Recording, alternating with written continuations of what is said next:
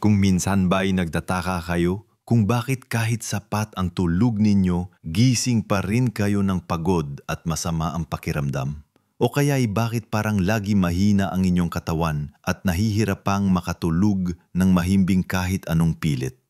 Alam nyo ba na ang ating silid tulugan na dapat sana'y kanlungan ng kapayapaan at pahinga ay maaring merong mga nakatagong salarin na tahimik na naglalabas ng radiation na unti-unting sumisira sa ating kalusugan, lalo na sa ating mga lolo at lola na nasa edad 60 pataas?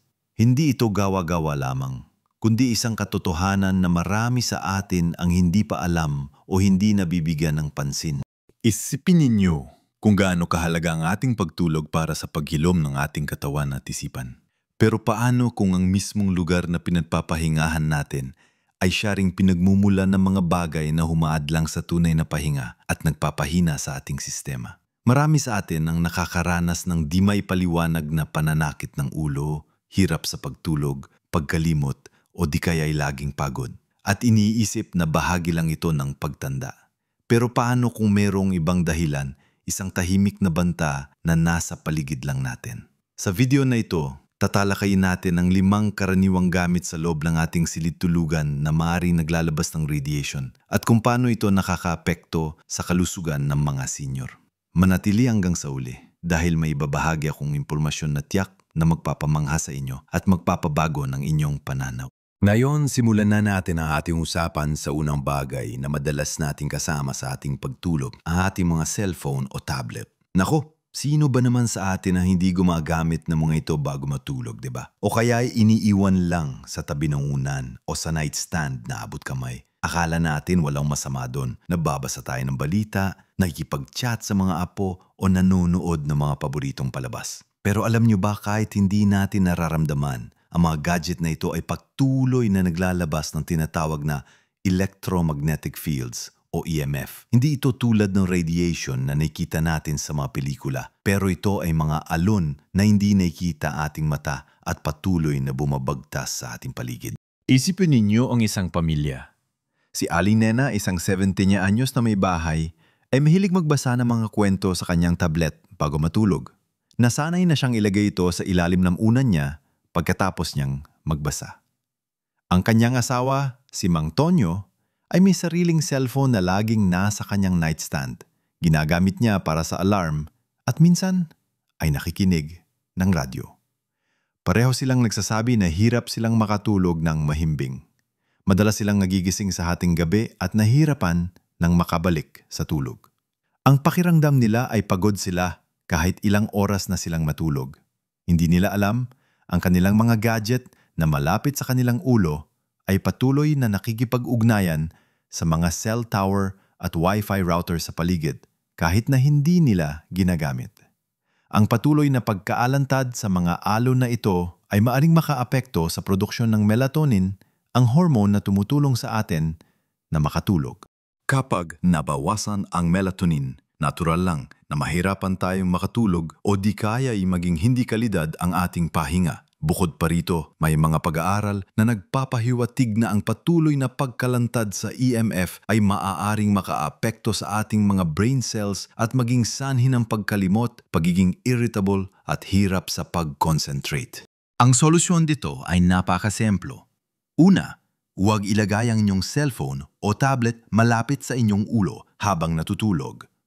Ang pinakamainam ay ilagay ito sa ibang silid o di kaya sa isang bahagi ng kwarto na malayo sa inyong kama. Kung kailangan ninyo ng alarm, gumamit na lang ng simpleng alarm clock na di baterya.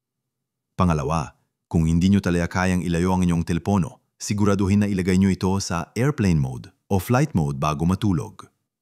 Kapag nasa airplane mode, napatay ang lahat ng wireless connections tulad ng Wi-Fi at Bluetooth kaya hindi na ito maglalabas ng mga alon. Pangatlo, mas mainam na i-charge ang inyong mga gadget sa labas ng kwarto habang kayo ay natutulog. Hindi lang ito mas ligtas, kundi nakakatulong din para maiwasan ang pagkalantad sa EMF habang nag-charge. Naalala ko nga si Lola Benning na dati ay laging puyat dahil sa kanyang telepono. Pagkatapos niyang subukan ilayo ang kanyang telepono sa kama at i-charge ito sa sala, napansin niya ang malaking pagbabago. mas madali na siyang makatulog at mas maimbing ang kanyang tulog. Nagising siyang sariwa at masigla. Napakalaking kaibahan pala ang simpleng pagbabagong ito. Ngayon naman, dumako tayo sa pangalawang item na kadalasang nasa loob ng ating kwarto, ang ating Wi-Fi router o modem. Marami sa atin ang naglalagay nito sa loob ng silid tulugan para mas malakas ang signal. Ngunit alam niyo ba, ang Wi-Fi router ay patuloy na naglalabas ng radio frequency RF radiation 24/7 kahit na hindi kayo gumagamit ng internet. Parang isang hindi nakikitang alon, ito na patuloy na bumabagtas sa inyong katawan habang kayo ay natutulog. Isipin niyo na lang, ang inyong router ay nagpapadala ng signal sa buong bahay at kung ito ay malapit sa inyo habang kayo ay nagpapahinga, direktang natatanggap ng inyong katawan ang mga alon na ito. Ayon sa mga eksperto, ang matagal na pagkalantad sa RF radiation ay maaring maging sanhi ng iba't ibang problema sa kalusugan, lalo na sa mga matatanda na mas sensitibo ang sistema.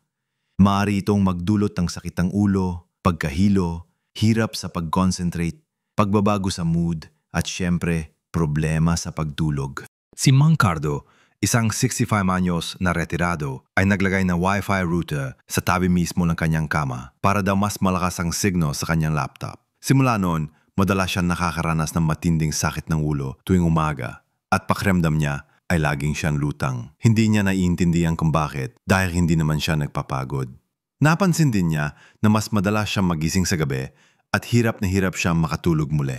Isang araw, binisita siya ng kanyang anak na may konting kaalaman tungkol sa EMF. Pinayuhan siya nitong ilipat ang router sa sala, malayo sa mga silid tulugan. Sa simula, nag-aatubili si Mang Cardo pero sinubukan niya. At sa loob lamang ng ilang linggo, napansin niya ang malaking pagbabago. Nawala ang kanyang sakit ng ulo at mas mahimbing na ang kanyang tulog. Mas malinaw na rin ang kanyang isipan at mas masigla siya sa umaga. Ang aral dito ay simple. Ilagay ang inyong Wi-Fi router sa isang sentral na lokasyon sa inyong bahay na malayo sa mga silid tulugan. Kung maaari, patayin ninyo ang Wi-Fi router tuwing gabi bago kayo matulog. Hindi lang ito nakakatulong na mabawasan ang inyong pagkalantad sa radiation, kundi nakakatipid pa kayo sa kuryente. Marahil, may magsasabi na paano kung may emergency, karamihan naman sa mga importanteng tawag o mensahe ay dumadaan sa telepono at kung may emergency, ang telepono ay mas mabilis gamitin. Tandaan, ang kalusugan ay kayamanan. Kung kaya nating gumawa ng simpleng pagbabago para protektahan ang ating sarili, bakit hindi, di ba? Ang paglipat lamang ng router ay napakadaling gawin at hindi ito nangangailangan ng anumang gastos. Ito ay isang investment sa ating kalusugan at kapayapaan ng isip. Ngayon, napag-usapan na natin ang tungkol sa mga cellphone at Wi-Fi router. Dumako naman tayo sa susunod na posibleng pinagmumulan ng radiation sa ating silid tulugan. Ito ay ang mga smart TV at iba pang smart devices na konektado sa internet. Marami sa ating mga tahanan ngayon ang mayroong modernong telebisyon na kayang kumonekta sa Wi-Fi, mag-stream ng mga palabas online, at kung ano-ano pa. At meron din tayong mga smart speakers tulad ng Google Home o Alexa na laging nakikinig at nakakonekta sa internet. Kung meron kayong mga ganitong kagamitan sa loob ng inyong kwarto, dapat maging maingat tayo. Kahit naka-off ang TV o ang smart speaker ay hindi ginagamit, patuloy pa rin itong kumukonekta sa internet sa background. Patuloy itong naghahanap ng updates, nagpapadala ng data, at nananatiling on-call para sa inyong boses. Ito ay naglalabas ng mga electromagnetic fields at radio frequency waves na katulad din ng Wi-Fi router dahil nga konektado sila sa internet. Isipin niyo si Lola Fe na niregaluhan ng kanyang mga anak ng malaking smart TV sa kwarto niya para daw hindi na siya lumalabas ng kwarto kung gusto niyang manood. Tuwang-tuwa si Lola Fe sa simula, pero napansin niya na parang mas mainit ang pakiramdam sa kwarto niya kahit na naka-aircon at mas madalas din siyang magising sa gabi. Pakiramdam niya ay hindi na siya makakuha ng tunay na pahinga. Hindi niya alam, ang kanyang smart TV ay patuloy na naglalabas ng RF radiation, lalo na't nakasaksak ito at laging naka-standby para sa mabilis na pag-on. Kahit hindi niya ginagamit ang TV, kumokonekta pa rin ito sa network. Ang patuloy na pagkalantad sa radiation na ito kahit sa mababang level, ay maaring makaapekto sa inyong nervous system, magdulot ng stress sa inyong katawan at makasira sa inyong natural na sleep cycle. Para sa ating mga senior na mas sensitibo ang sistema, mas madali tayong maapektuhan. Maaari itong magdulot ng pagkapagod, iritasyon at hirap sa pag-concentrate. Ang pinakasimpleng solusyon ay iwasan ang paglalagay ng mga smart TV at iba pang smart devices sa loob ng inyong silid-tulugan. Kung hindi ito maiwasan, ugaliin na tanggalin ito sa saksakan tuwing gabi. Hindi lang ito nakakatulong para mabawasan ang radiation, kundi nakakatipid din kayo sa kuryente. Meron din namang mga timer sa saksakan na pwede ninyong gamitin para automatikong patayin ang saksakan sa gabi at iyon sa umaga. Kung meron kayong smart speaker, mas mainam na ilagay ito sa sala o sa kusina at hindi sa kwarto ninyo. Ang layunin ay gawing tahimik at malinis sa radiation ang inyong silid-tulugan hanggat maaari. Si Lola Fe, nang pinayuhan siyang tanggalin sa saksakan ng kanyang TV sa gabi, ay nagulat sa epekto. Hindi na niya nararamdaman ang init sa kwarto at mas mahimbing na ang kanyang tulog. Simpleng gawain, pero malaking tulong sa kalusugan. Ngayon, dumako naman tayo sa ika-4 na item na madalas ay hindi natin napapansin ang epekto dahil sa dami ng kagamitan natin sa kwarto. Ito ay ang iba't ibang charger at power strip na laging nakasaksak kahit walang ginagamit na gadget. Marami sa atin ang may maraming charger para sa telepono, tablet, power bank, relo at iba pa. Kadalasan ang mga ito ay nakakabit sa isang power strip o extension cord na laging nakasaksak sa dingding at madalas ay malapit pa sa kama. Kahit hindi ginagamit ang charger o walang nakasaksak na gadget, ang mga charger na ito ay patuloy na humihigop ng maliit na kuryente at naglalabas ng EMF. Ito ang tinatawag na vampire drain o phantom load, kung saan kumukuha pa rin ng kuryente ang mga kagamitan kahit na naka-off o hindi ginagamit basta't nakasaksak. Ang bawat charger ay maaaring maglabas ng maliit na radiation, pero kapag pinagsama-sama, lalo na kung marami ang nakasaksak na malapit sa inyo, maaaring maging malaki ang epekto nito. Isipin niyo si Lolo Bert na may 3 charger na laging nakasaksak sa power strip sa tabi ng kanyang kama. Isa para sa telepono, isa para sa kanyang tablet, at isa para sa power bank. Bukod pa rito, mayroon din siyang maliit na digital clock na nakasaksak din. Nasanay na si Lolo Bert na ganito ang setup niya. Pero napansin niya na lagi siyang parang bugbog ang pakiramdam, lalo na sa umaga. Madalas siyang nakakaranas ng di maipaliwanag na pagod at hirap sa pag-iisip. Hindi niya alam ang pinagsama-samang EMF mula sa mga nakasaksak na charger at digital clock ay maaaring makaapekto sa kanyang energy levels at sa kalidad ng kanyang pagtulog. Kahit maliit lang radiation ng bawat isa, kapag nasa tabi mo sila ng ilang oras, lalo na habang ikaw ay natutulog at ang iyong katawan ay nasa estado ng pagpapahinga at pag-recover, maaaring magkaroon ito ng cumulative na epekto. Maaari ito makasira sa pagbuo ng mga cells sa katawan at makapagdulot ng paghina ng immune system. Ang pinakamainam na gawin ay i-unplug o tanggalin sa saksakan ang lahat ng charger at power strip na hindi ginagamit, lalo na tuwing gabi. Kung hindi ninyo ito magagawa isa-isa, gumamit ng power strip na may master switch. Sa ganitong paraan, sa isang pindot lang, mapapatay nyo na ang lahat ng nakasaksak na kagamitan at mawawala ang EMF emission mula sa mga ito. At kung may digital clock kayo, subukang gumamit ng debaterya na alarm clock sa halip. Ito ay isang simpleng pagbabago na hindi lamang makakatulong na mabawasan ang inyong exposure sa radiation, kundi makakatipid din kayo sa kuryente.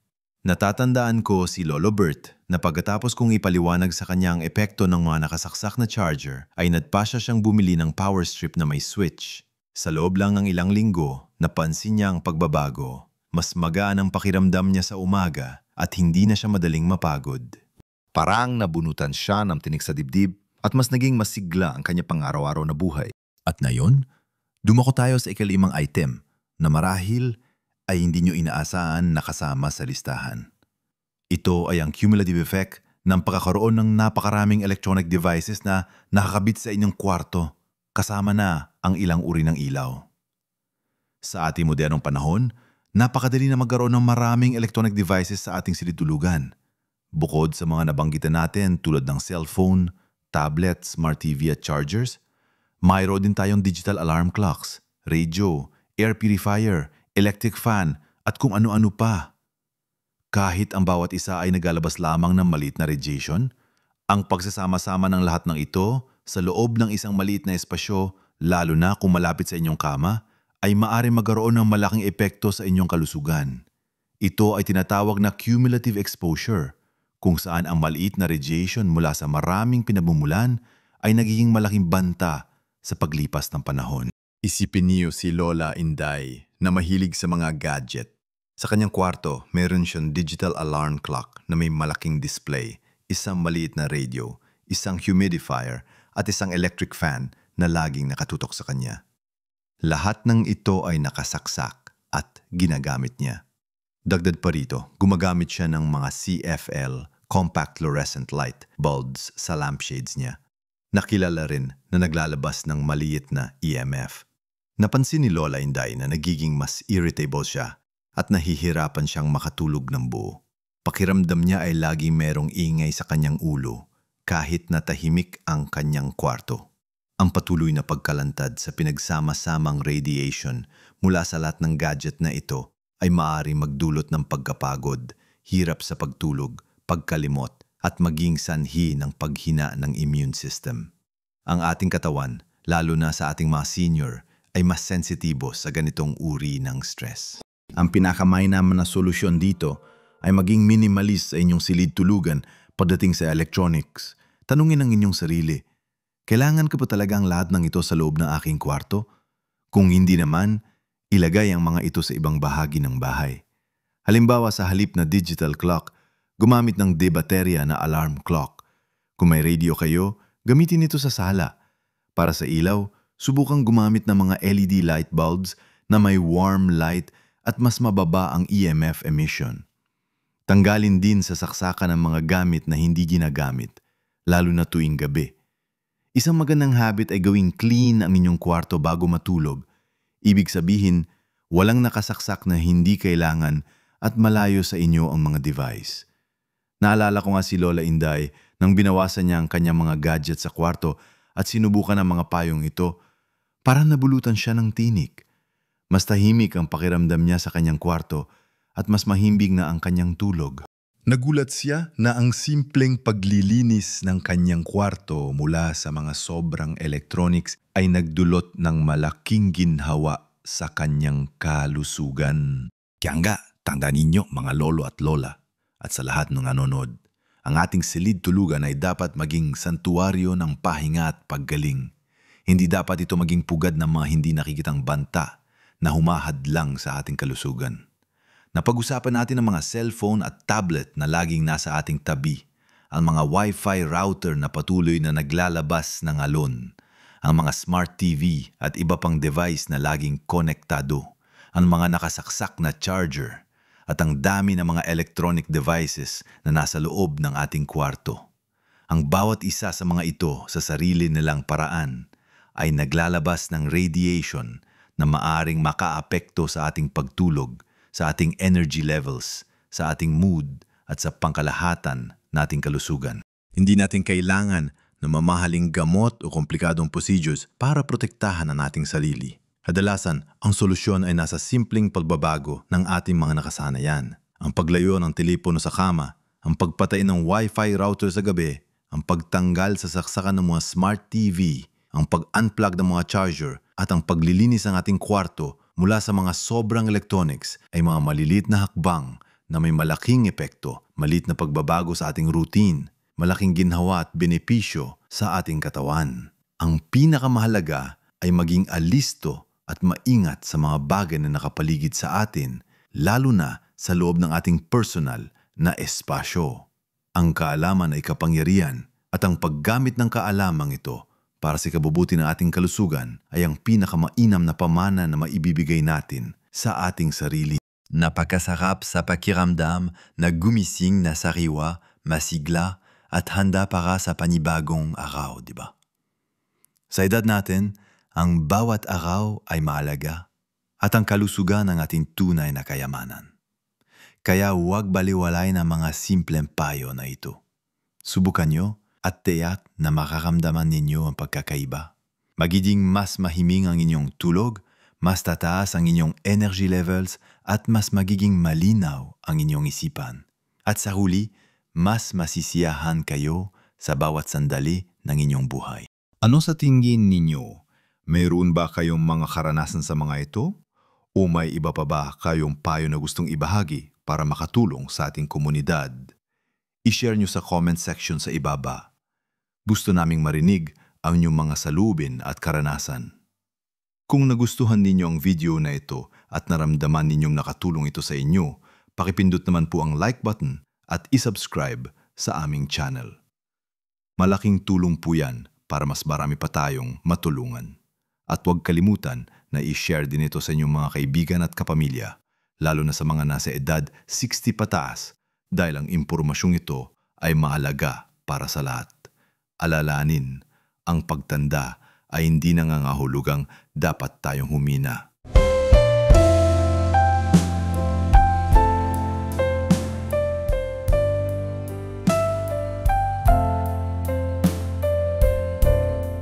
Kaya nating manatiling malusog, masigla at masaya. Sulitin ang bawat araw ng malusog at masaya. Maraming salamat sa panonood.